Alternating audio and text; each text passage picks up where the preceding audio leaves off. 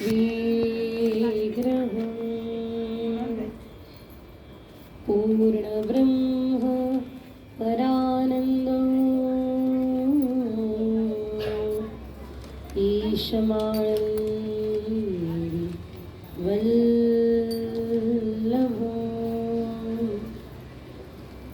चिन्तासन्तानहन्तारो यत्पादाम्बुजरेणवः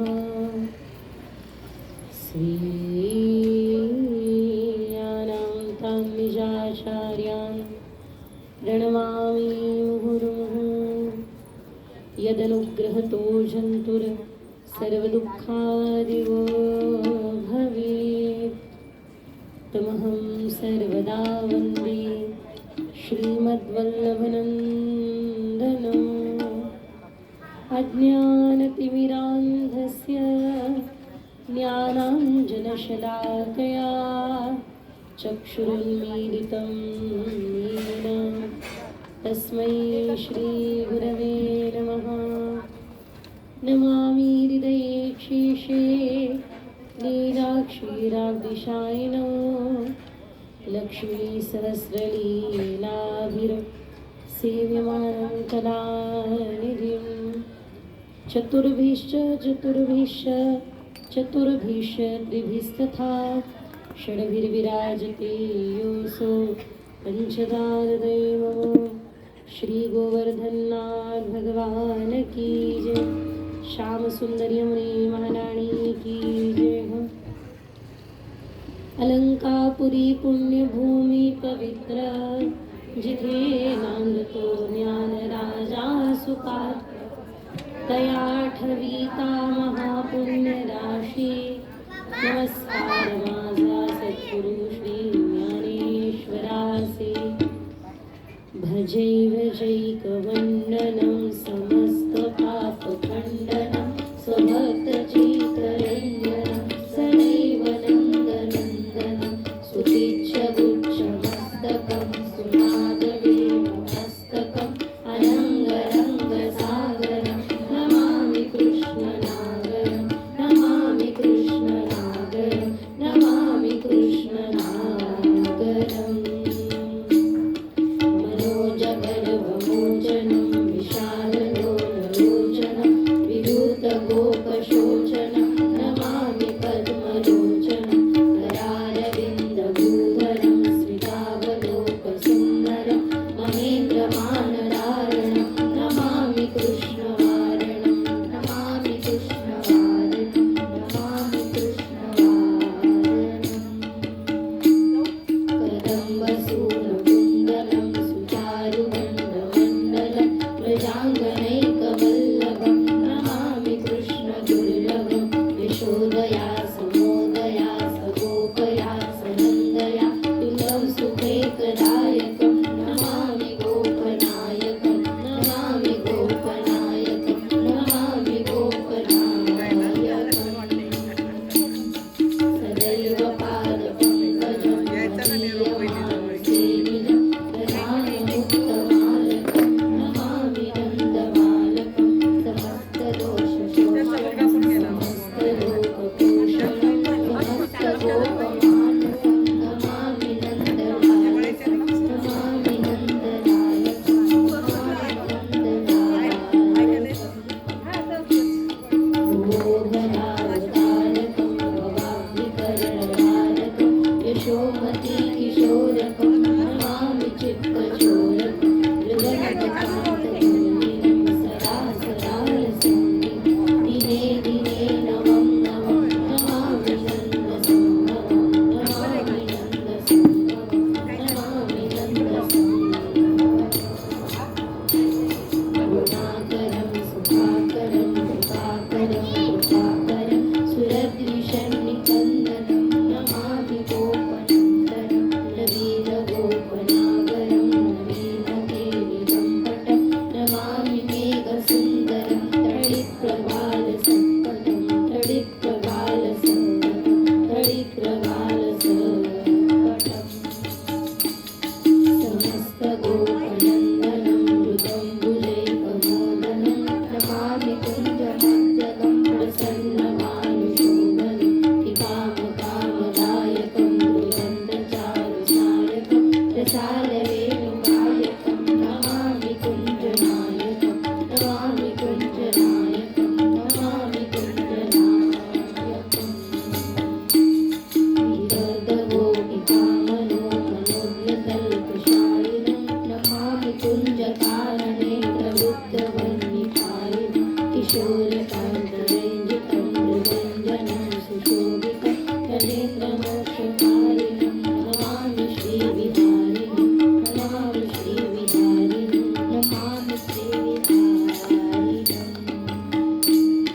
यथा तदा यथा तथा तदैव कृष्णसत्कथा मया सदैव गीयतां तथा कृपा विधीयतां रमानिकाष्टतद्वयं च पठतीते भवेत् सनन्दनन्दने भवे भवे सुभक्तिमा भवे भवे सुभक्तिमा भवे भवे सुभक्तिमा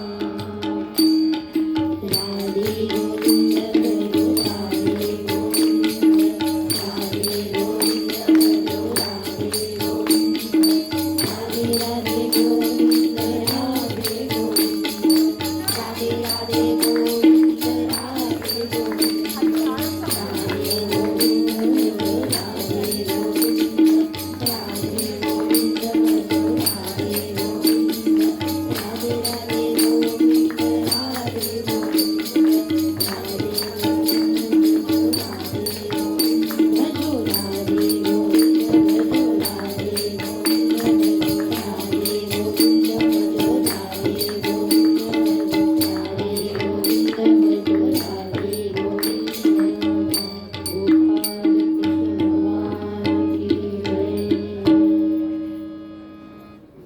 माऊली ज्ञानेश्वर महाराज की जगद्गुरु तुकाराम महाराज की सब साधु संतन की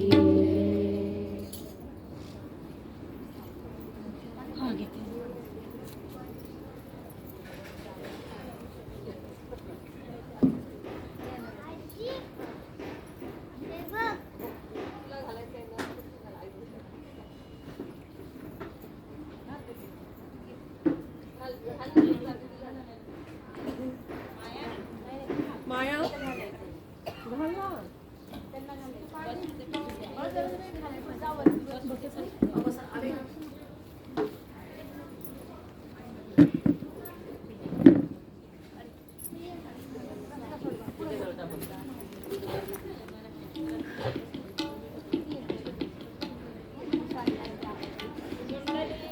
वरदारी विठ्ठल श्री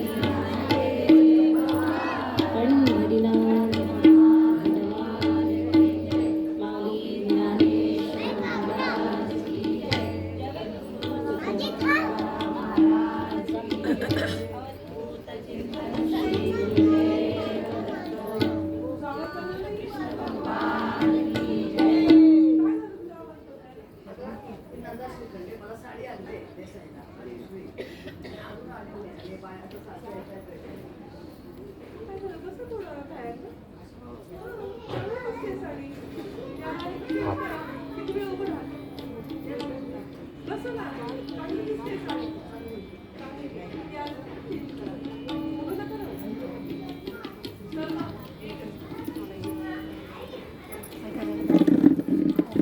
श्रीराधे श्रीराधे थोडासा काल काल ना बरा होता आवाज आज काही येतच नाही श्रीराधे श्रीराधे श्रीराधे माईक करा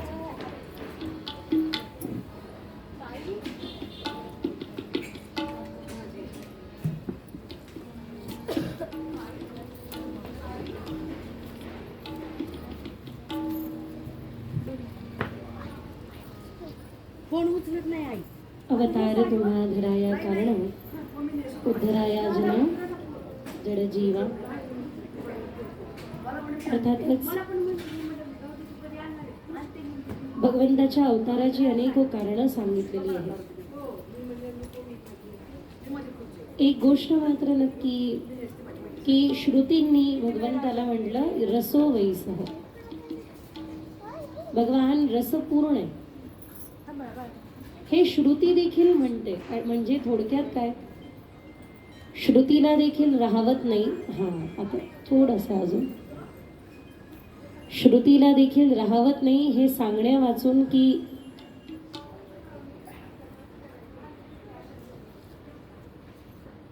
सत्यम परम धीमहि ज्या भगवंताची ओळख श्रीमद भागवताच्या सुरुवातीला करून देतात,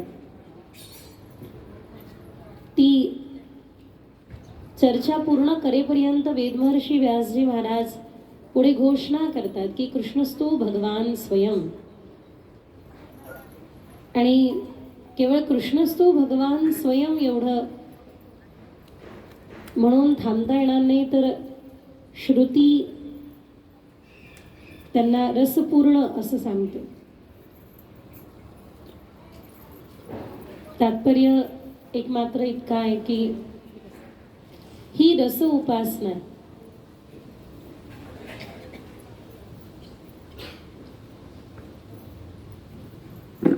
विकारांची नाही, तर हा शृंगार भगवताकार होण्यासाठी संस्कार देतो. मान्य आहे की शब्दांची अफरतफर करून वक्ता लोक वक्तव्यामध्ये प्रावीण्य प्राप्त करतात.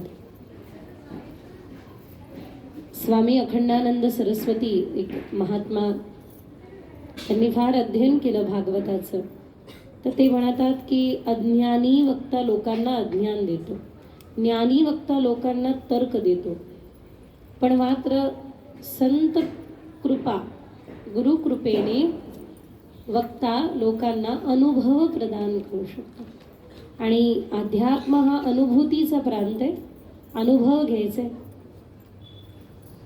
आतापर्यंत भरपूर ऐकलं, जे ऐकलं आता ते जगायला सुरुवात करायची.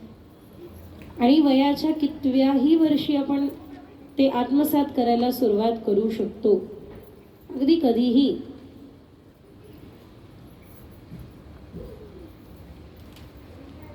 जसं की काल आपण विश्रामाला पाहिलं की आपण प्रार्थना करू, या हृदयामध्ये भगवंताचं प्राकट्य हो.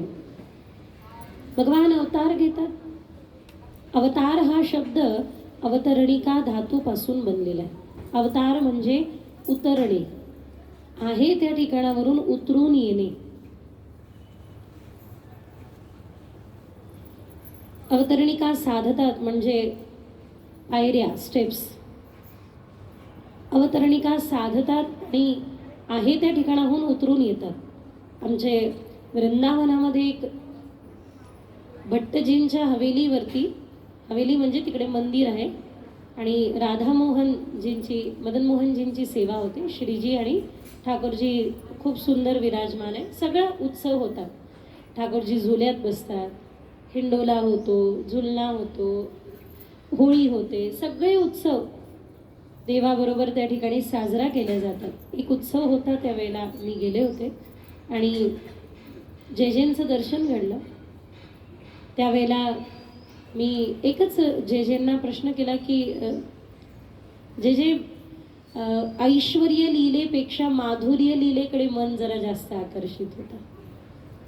हां, ठीक आहे, भगवंतानी द्वारका रचली, ठीक आहे, भगवंतानी द्वारका रचली, निर्मिती केली, पण जास्त मन जे आकर्षित होतं ते भगवंतानी ग्वालबालांसोबत ज्या खोड्या केल्या, माखन चोरलं, त्यावेळेला इतकं गोड बोलले जे ते म्हणले की बाळ, जोपर्यंत भगवंताची ऐश्वर्य लीला पाहत नाही तोपर्यंत माधुर्य लीलेमध्ये नायक नायिका हा भाव येऊ शकतो. ज्याला म्हणतात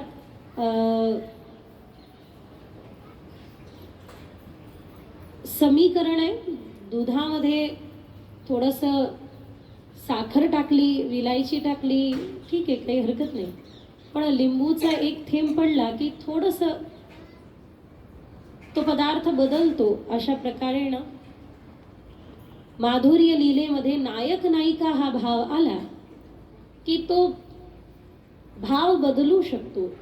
ऐश्वर्य लीला पण पाहायला हवी. ऐश्वर्य लीला काय, तर भगवान गोपाल कृष्ण, पुढे पाहू आपण, लीला पुढे पाहू, पण त्या अगोदर भगवान गोपाल कृष्ण, यशोदा मैया त्यांना चालणं शिकवत आहे. लाला चाल, एक पाऊल टाक, हां हां, उठ उठ उठ. अच्छा, दूरून मैया सांगताय आणि तसं कन्हैया करताय. हा, चल उठ उठ उठ, हां हां हां, एक पाऊल पुढे धर, हां हां, पकड काहीतरी, कशाला तरी पकड, हां शाबाश, पकड पकड पकड, उठ उठ उठ, ये ये ये. ठाकूरजी असं कसं तरी पकडून उभे झाले, एक दोन पावलं चालले पण. हां, थोडंसं पडत, थोडं सावरत, असं तोल गलंडत ज्याच्या सत्तेने जग चालतंय ते यशोदा मैयाकडे चालणं शिकत आहे. उमऱ्यावरती उभे झाले. आपल्यासारखे उमरे नाही, एवढूशे. त्यावेळेला मोठे मोठे उमरे होते, त्यामुळे मोठ्या मोठ्या मर्यादा पण होत्या. आज उमरे संपले आणि मर्यादा असो. तर असे उमऱ्यावरती ठाकूरजी उभे झाले. आणि आता जगातला सगळ्यात मोठा प्रश्न देवांना पडलेला आहे, जमीन गेली कुठे? कारण एवढूशे पाय देवाचे, त्या उमऱ्याच्या बाहेर पाय टाकला तर पाय कुठं ठेवायचं हे कळत नाहीये, कारण खाली पायाला जमीनच लागत नाही. अशी समस्या झाली की ठाकूरजी त्या उमऱ्याला पकडून असे उभे झाले आणि जो जोरात रडतय, लालन जो जमलं. आता तुम्ही ह्या कोणीच मला पाहणार नाही बेटा. आता माया, सगळे मायेला पाहतील. भगवंताची आहे ना, दैवी येशाम गुणमयी मम माया दुरत्या, सगळे तिलाच पाहतील. पण काही हरकत नाही, हा तिला पहा, पण कथा ऐका. तर ठाकूरजी असे पकडून उमऱ्याला उभे झाले आणि उतरण्याचा प्रयत्न करताय, पण खाली जमीनच लागत नाहीये. त्यामुळे खूप प्रयत्न करताय, तरी मात्र जमीन लागत नाहीये. ही लीला नारदांनी पाहिली आणि हसले. आणि नारद महाराज म्हणतात, आज क्षितिनापी त्रिलोकीनाथने बली छल दियो पाताल. आपण ऐकणार आज, क्षितिनापी त्रिलोकीनाथने बली छल दियो पाताल आणि दहली उलंग सकत नाही आज नंद के द्वार. म्हणजे ज्या परब्रह्माने वामन रूप घेऊन बलिराजाच्या घरी 3 पावलामध्ये मृत्यू स्वर्गलोक व्यापलं, ते देव, ते परब्रह्म आज काय करतंय, तर यशोदा मैयाच्या घरी एक चौकट देखील ओलांडता येत नाहीये, एक चौकट देखील ओलांडता येत नाहीये. त्या देवाला ही लीला बघून नारदांना फार हसू येत आहे. कारण ऐश्वर्य लीला म्हणजे एका पावलामध्ये मृत्यूलोक व्यापण्याची, आणि माधुर्य लीला म्हणजे आपल्या भक्तावर अवलंबून असण्याची. तर देव दैवत्व विसरतो आणि भक्त त्या लीलेमध्ये सम्मिलित होऊन जातो. तिथून जे सुरू होतं त्याला म्हणतात लीला. सामान्य मनुष्य जो करतो ती क्रिया, पण देवाने आपलं देव पण विसरावं आणि भक्ताने त्यामध्ये समर्पित व्हावं किंवा त्यामध्ये तल्लीन व्हावं. तिथून जे सुरू होतं त्याला लीला म्हणतात. भगवंत खरंच आपली सत्ता विसरून जातात, आपलं अस्तित्व विसरतात, आपलं वैशिष्ट्य विसरतात. आणि मग जाकी रही भावना जैसी प्रभू मूरत देखी दिन तैसी. ज्याची जशी भावना आहे, ज्याची जशी भावना आहे तसं स्वरूप धारण करून मग प्रभू लीला करायला आरंभ करतात. 2 मिनिटं भजन करू आणि कथेला सुरुवात करू. श्री कृष्ण गोविंद हरे मुरारी, हे नाथ नारायण वासुदेव. श्री कृष्ण गोविंद हरे मुरारी, हे नाथ नारायण वासुदेव. श्री कृष्ण गोविंद हरे हे नाथ नारायण वासुदेव.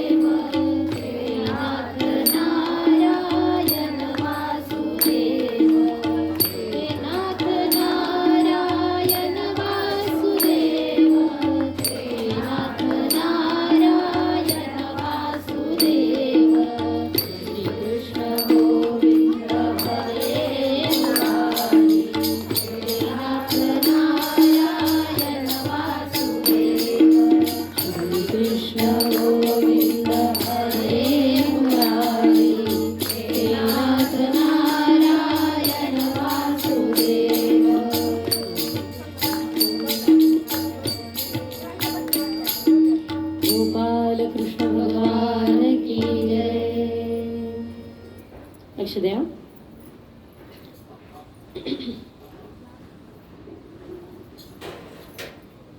संपूर्ण झाडामध्ये रस आहे, पण झाडातला रस आपली क्षुधा मिटवू शकत नाही. झाडातल्या रसाला पहिले पान बनावं लागेल, फूल व्हावं लागेल, फळ व्हावं लागेल. ते फळ एका निर्धारित ऋतूमध्ये पिकावं लागेल, खाल्ल्यानंतर पोट भरेल. तसं संपूर्ण वृक्षामध्ये रस असला तरी तुम्ही रसोवईसह आहे आम्हाला माहिती आहे, पण आमचं पोट असं भरणार नाही. मग आमच्याकरता आमच्यासारखी होऊन यावं लागेल. पोट कधी भरेल? स्वाभाविक. अहो सगळीकडे तुम्ही व्यापक आहे, पण आम्हाला काय? ज्यावेळेला कौशल्या माता रघुनंदन रामचंद्र प्रभूंना म्हणतात की माता पुनी बोली सोमती डोली तजहु तात यह रूपा की जे शिशुलीला अतिप्रियशीला यह सुख परम अनुपा.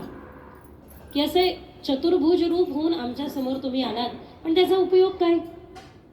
चतुर्भुज रूपाचं दर्शन करून आम्हाला फक्त तुमच्या ऐश्वर्याविषयी माहिती होईल, पण तुमच्या माधुर्याविषयी जर का आम्हाला माहिती करून घ्यायची असेल तर तुम्हाला आमच्यासारखं व्हावं लागेल. आणि त्यावेळेला मग भगवान आपलं चतुर्भुज रूप सोडतात आणि आपल्यासाठी आपल्यासारखे होऊन येतात. भावग्राही जनार्दन भगवान आपल्यातल्या भावानेच आकार घेतला. आपला भाव, आपली श्रद्धा आकार घेते. काल आमची चर्चा सुरू होती त्यावेळेला आईसाहेब इतकं गोड बोलल्या. त्या म्हणले की भगवंत कधी वासनेचा किंवा अन्य रूप घेऊ शकत नाही. मी त्यावर चिंतन करत होती आज ज्यावेळेला ध्यान करत होते की नाही, भगवंत कधी वासनेचं रूप घेऊन येऊ शकत नाही, कारण तो वासनेच्या कितीतरी पलीकडे उपासनेने साध्य होतो. आणि म्हणून जर का चिंतन केलं तर एक गोष्ट मात्र नक्की की आपला भाव, भगवंताचा आकार. तसेही रासलीलेमध्ये कुणा गोपिकेला वाटतं की देवाने नीलांबर धारण केला तर करतात देव तिच्यासाठी. कुणा गोपिकेला वाटतं की देवाला जर का थोडीशी अशी मूछ असती तर देव धारण करतो. जिला जसं पाहिजे तसं रूप घेतात प्रभू. जसा भाव तसा देव आपण म्हणत असतो. अगदी त्या प्रकारे ना आज भगवंताची अवतार लीला असली तरी आणि प्रभू अवतार घेणार असले तरी एक गोष्ट मात्र आवर्जून प्रखर्षाने लक्ष देण्यासारखी आहे. ती म्हणजे ही की भगवान मूळतः रस स्वरूप आहे. हा एक मात्र नक्की आपली तृष्णा मिटवण्याकरता फलद्रूप होऊन येतात. आपली तृष्णा मिटवण्याकरता आपली ऐश्वर्य लीला सोडून माधुर्य लीलेचा स्वीकार करून येतात. ज्यावेळेला आपल्याला याची जाणीव होईल की क्षितिनापी त्रिलोकीनाथने एका पावलामध्ये संपूर्ण पृथ्वीचं माप घेतलं आणि तेच आज यशोदेच्या द्वारावरती चालणं शिकताय. काही साधू संत यशोदा मैयाच्या द्वारावर उभे होते आणि मैयाच्या घरच्या भिंतींना पाहून स्तुती करत होते. मैया अगं काय भाग्यवान ही भिंत, असं वाटत आहे संत नसतो तुझ्या घरची भिंत असतो तर किती बरं झालं असतं. यशोदा मैया म्हणतात तप करावं लागतं संत व्हायला, साधना करावी लागते, त्याग करावा लागतो. जन्मजन्मांतरीचं पुण्य एकीभूत होतं. त्यावेळेला तुम्हाला संत बनण्याची संधी मिळाली की तुम्ही संत बनलात. आणि संत न बनता तुम्ही म्हणताय पण की भिंत बनताय असं का? म्हणजे अगं संत बनण्याचं शेवटी परिपाक काय आहे, फळ काय आहे की भगवद स्पर्श व्हावा हाच आहे ना. मग विचार कर मैया, तुझ्या घरच्या भिंतींना धरून धरून देव चालणं शिकताय. ज्याच्या सत्तेने जगत चाललंय, ज्याच्या इच्छेशिवाय झाडाचं पान देखील हलत नाही, ते परब्रह्म परमात्मा तुझ्या घरी भिंतींना धरू धरू चालणं शिकत असेल तर संत नसतो, भिंत असतो तर भगवत स्पर्शाचा अनुभव करता आला असता ना. देवाने आम्हाला स्पर्श तर केला असता ना. सांगण्याचं एकमात्र तात्पर्य हे, बोलण्याचं एकमात्र तात्पर्य हे की या संपूर्ण जीवनामध्ये भगवदासक्ती, देहासक्ती सुटते, भगवद आसक्ती लागते. त्यावेळेला भगवंताच्या रसोवई असण्याचा परिचय होतो आणि मग असं किती अवतार देवाने घेतले, 24 अवताराची कथा जरी श्रीमद भागवतामध्ये आहे, तरी देखील एका वेळेला अनेको अवतार भगवान घेत आहे. अनेको अवतार, अनेको अवतार आपल्याला कळत देखील नाही. हा वाहणारा वारा, त्या वाऱ्याचा गारवा साक्षी आहे की देव इथेच कुठेतरी आहे. आपल्याला या कथारूपाने प्राप्त झालेलं शब्दब्रह्म देखील भगवद रूपाने अनेको अवतार या क्षणाला देखील भगवान घेत आहे आणि यथोचित संचलन चालू ठेवत आहे संपूर्ण विश्वाचं. अशा भगवंताच्या प्राकट्याची कथा श्रवण करण्यापूर्वी आपण आपल्या हृदयामध्ये भगवंताचा अवतार व्हावा अशी प्रार्थना आईंच्या चरणाशी करूया. त्याचं कारण हे की एकदा का हृदयामध्ये भगवान प्रगटले की मग त्या सगळ्या लीला ते इथे सुरू करतात. काल जसं आपण पाहिलं की कृष्ण जन्म झाला म्हणजे हृदयामध्ये प्रगटले, आपल्यातल्या अविद्येचा नाश झाला की पूतना मारली. आपल्यामध्ये भगवंताने एक रूप आपल्याला केलं, तद्रूप आपल्याला केलं की समजायचं रासलीला होती. आपलं चित्त फक्त कृष्ण कृष्ण भजू लागलं की समजायचं आता त्याने चित्त चोरलं. माखन चोरी लीला आपल्या हृदयात सुरू केली. सगळ्या लीला इथे घडून येतात. फक्त घडून येतात नाही, दर्शन पण होतात. त्या लीलांचं दर्शन पण होऊ शकतं. हा, एक मात्र नक्की काय, आपल्या हृदयाचं मैदान तसं तयार करून घेऊ. एकदा का हृदयाचं मैदान तयार झालं की देव त्याला क्रीडांगण मानून तिथे क्रीडा करायला येतील, लीला करायला येतील.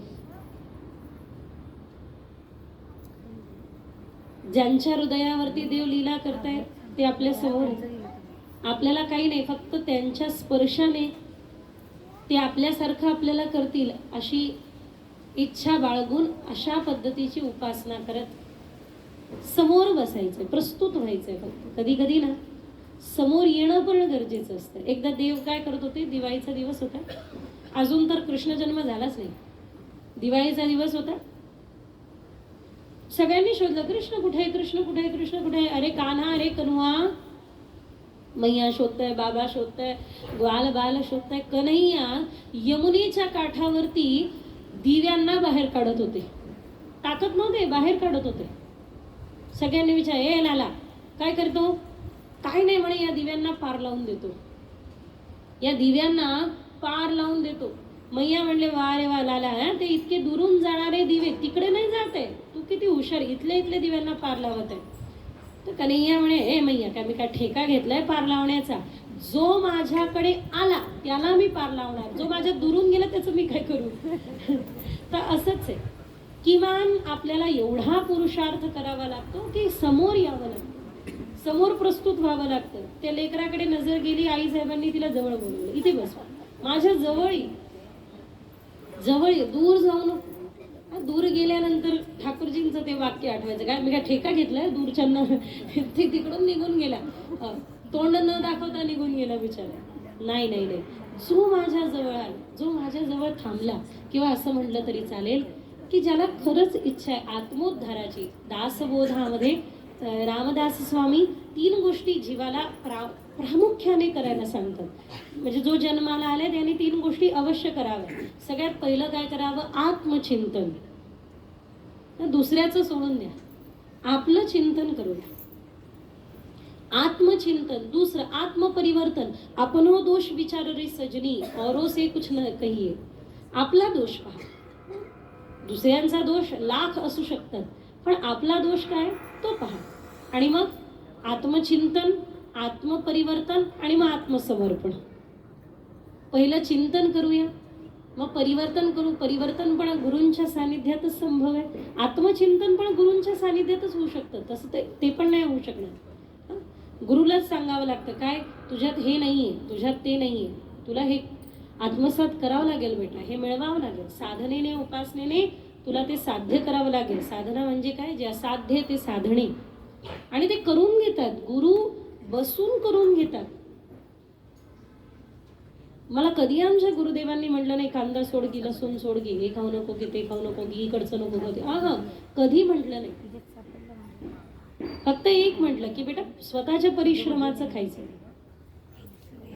जे ग्रंथावरती येतं किंवा ग्रंथाला समर्पित केलं जातं किंवा गुरुकुलामध्ये मुलींसाठी जे अन्नधान्य येतं ते ग्रहण करण्याची आज्ञा नाही दिली. एवढंच फक्त. कारण जे आपल्या श्रमाचं आहे ते स्वीकारता येतं.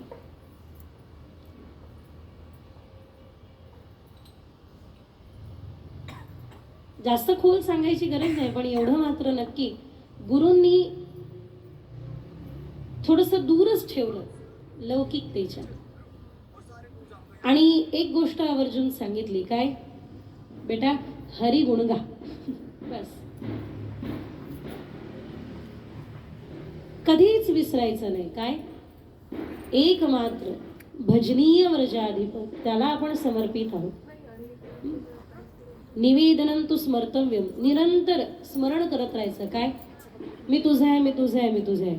विठ्ठल माझा माझा माझा माझा माझा, विठ्ठल माझा मी विठ्ठलाचा, हा विठ्ठल माझा माझा माझा माझा माझा, विठ्ठल माझा मी विठ्ठलाचा. मी एक छोटीशी कथा सांगते आणि मग परत हे सुरू करू. हा काय झालं, गुरुदेव सांगत होते वार्ताजीमध्ये एक प्रसंग येतो.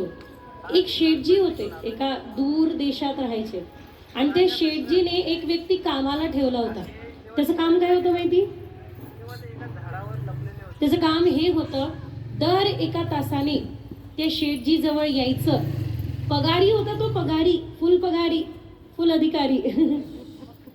दर एका तासाने यायचा आणि एका तासाने येऊन फक्त शेठजीला एवढं सांगायचा की शेठजी गोकुल जानो है, हरी को भजनो है. शेठजी दर एका तासाने यायचा आणि सांगायचा शेठजी गोकुल जानो है, हरी को भजनो है.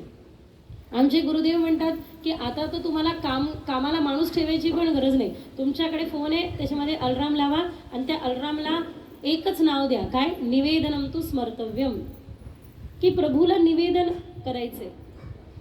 जीवन एक गोष्ट मात्र नक्की, भगवंताला पदार्थाचा भोग दाखवतो, आपल्या मनाचाच भोग देवाला द्यायचा, दुसरं काही नाही. आमच्या एक गुरु भगिनी आहे सरोजबेन, त्या मला कायम सांगतात की ए दीदी इधर आ. ते गुजराती, तर त्यांच्या त्या टोनमध्ये बोलतात. इकडे या. आपण म्हणावं काय, हां घरात झाडू मारताना कसा मारशील, स्वतःहूनच भेटतात, बोलतात आणि सांगतात की घरात झाडू लावताना असा लाव. आता लहान लेकर आहे, चालता चालता घरात लहान लेकराची जी आई आहे ना ती जास्त लक्ष ठेवते, कारण काय उचलेल आणि तोंडात टाकेल काही सांगता येत. त्यामुळे आपले जे श्यामसुंदर आहे, आपले जे लाला आहे ते छोटेसे, मला म्हणतात घोटू के बलाय गो कछू भी उठा के मुंह में डाल दे गो. असं गुडघ्यावरती येईल, रांगत रांगत काही पण उचलेल आणि तोंडात टाकेल. त्यामुळे करायचं तर घरामध्ये झाडू लावताना हाच विचार करायचा की जर यदा कदाचित देव रांगत रांगत आले आणि त्यांच्या पायाला काही रुतलं मग, आणि त्यांनी तोंडात काही टाकलं मग, या भावनेने घरामध्ये लावलेला झाडू देखील भक्ती भजन होऊ शकतो.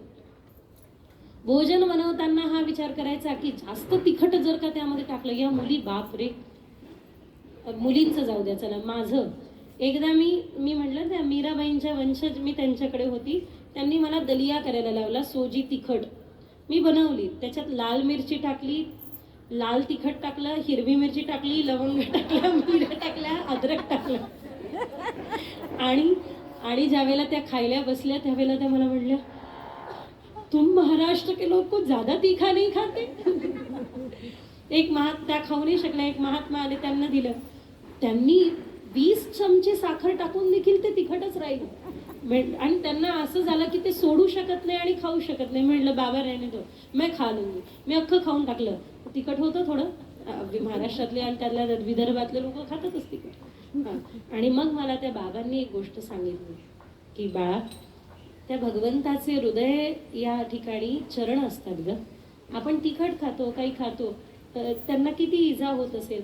आणि विचार कर, राधाराणी ठाकूरजींना खाऊ घालत असेल तू बनवलेलं. आता तू नैवेद्य दाखवला, ठाकूरजींना राधाराणी खाऊ घालताय आणि त्यांना किती तिखट लागलं असेल, है ना. मग त्यामुळे म्हणजे तुमचं भोजन बनवणं देखील भजन होऊ शकतं. अगदी तुम्ही काहीही करताय, ती क्रिया फक्त देवाशी जोडल्या गेली की ती भजन होऊ शकते, ती क्रिया भक्ती होऊ शकते.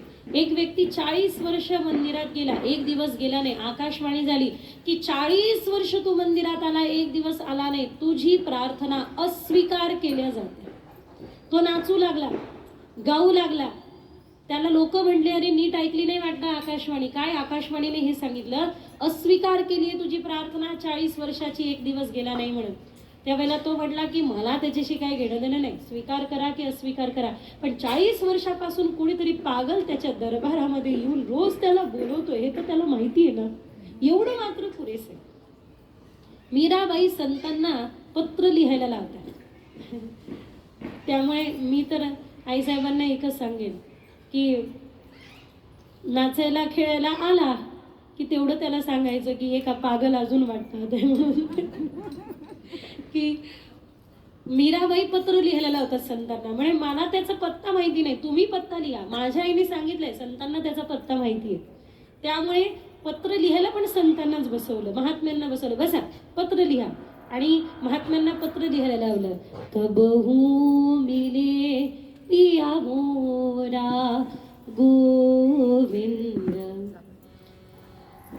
अलरामचं नाव आहे.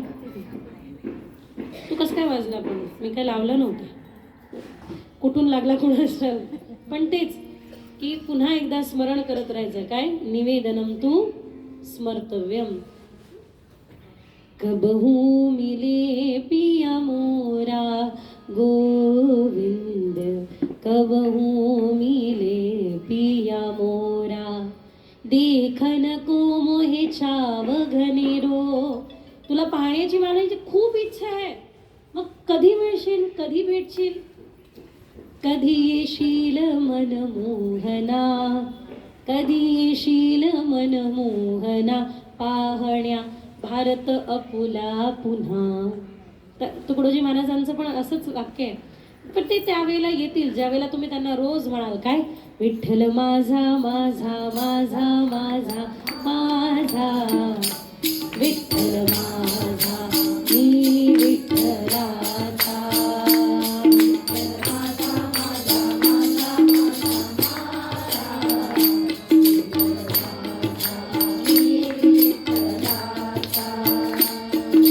विठ्ठल माझा विठ्ठल माझा मी विठ्ठलाचा, विठ्ठल माझा विठ्ठल माझा मी विठ्ठलाचा, विठ्ठल माझा विठ्ठल माझा मी विठ्ठलाचा.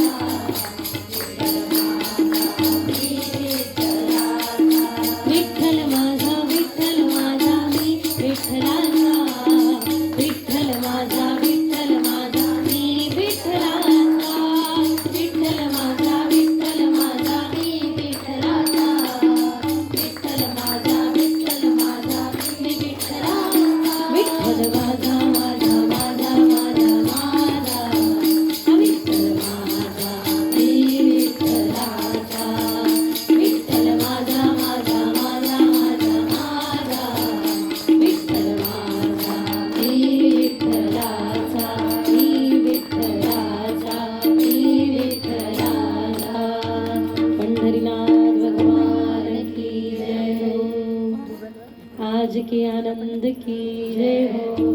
आनंद ही गोविंद है, गोविंद ही आनंद. आणि म्हणून या ठिकाणी भगवंताच्या लीलेची भूमिका आपण तयार करत आहोत. कधी चिंतन केलं तर लक्षात येईल की पहिल्याच दिवशी कृष्ण जन्म का नाहीये भागवताच्या. तिसऱ्या चतुर्थ काय काय जण तर 5व्या दिवशी करतात, काय काय जण तर अगदी 6व्या 7व्या दिवशी पण कृष्ण जन्म करतात. तोपर्यंत कथा चालूच राहते. पण 4थ्या दिवशी याकरिता, कारण उठल्या उठल्या लगेच आपण मेकअपला बसत नाही. नाही ईश्वरीताई, उठल्या उठल्या मेकअपला बसत नाही. मग उठल्यानंतर कमीत कमी आपण मार्जन करतो, आंघोळ करतो, स्नान करतो आणि चांगली करतो. चिमणीसारखी नाही, चांगली करतो, व्यवस्थित स्वतःचं मार्जन करतो आणि मग शृंगार करतो. तसंच आहे कृष्ण जन्मरूपी शृंगार आपल्या हृदयाचा होण्याकरिता अगोदर मार्जन करावं लागते, अगोदर थोडी स्वच्छता करावी लागते आणि ती स्वच्छता या 3 दिवसामध्ये. आणि मग एकदा का ते स्थान स्वच्छ झालं, पवित्र झालं की त्या ठिकाणी मग प्राकट्य होतं ठाकूरजींचं. जन्मतात प्रभू. फक्त यशोदा देवकी भगवंताची जननी नाहीये, मग आपलं हृदय देखील भगवंताचं प्रसूतिगृह होऊ शकतं. हे सांगतात भागवत की आपलं हृदय देखील भगवंताचं प्रसूतिगृह होऊ शकतं. फक्त भगवंताचं तिथे प्राकट्य होण्याकरता आहेच. देव मुळात आहेच तिथे. नरात नारायण आहे म्हणून सगळं काही चाललंय, नाही का. ती एक कथा आपण पाहतो नाही. माता लक्ष्मी भगवान विष्णूंना म्हणतात, देवा अहो मीच श्रेष्ठ आहे. देव म्हणतात अगं असं नाहीये, लक्ष्मी आहे म्हणून फक्त जगत नाहीये, तर नारायण आहे म्हणून पण जगत आहे. माता लक्ष्मी म्हणतात असं नाही, माझ्यामुळे हे जग चाललंय. अगं तसं नाहीये, मी आहे म्हणून पण जग आहे. नाही नाही नाही नाही, मी आहे म्हणून जग चाललंय. बरं म्हणे सिद्ध करा. सिद्ध करते, तुम्हाला पण सिद्ध करावं लागेल. नारायण म्हणतात अगं जो स्वयं साध्य आहे त्याला सिद्ध करायची गरज काय, पण तू म्हणते म्हणून करूया. मग त्यावेळेला सिद्ध करायला सुरुवात केली. कशी केलं सिद्ध, की एक प्रेत यात्रा चालली होती, त्याच्यासमोर लोक म्हणत होते राम नाम. फक्त मेल्यानंतर नाही, जिवंतपणी पण म्हणायला पाहिजे की राम नामच सत्य आहे, राम नाम सत्य आहे, असं चालू होतं म्हणणं. त्या प्रेतापुढे इतका पैसा टाकला, इतकं धन टाकलं, इतकं पैसा टाकला लक्ष्मी मातेने की पटपट पटपट उचलायला सुरुवात केली. जे खांदा देऊन होते त्यांनी पटापट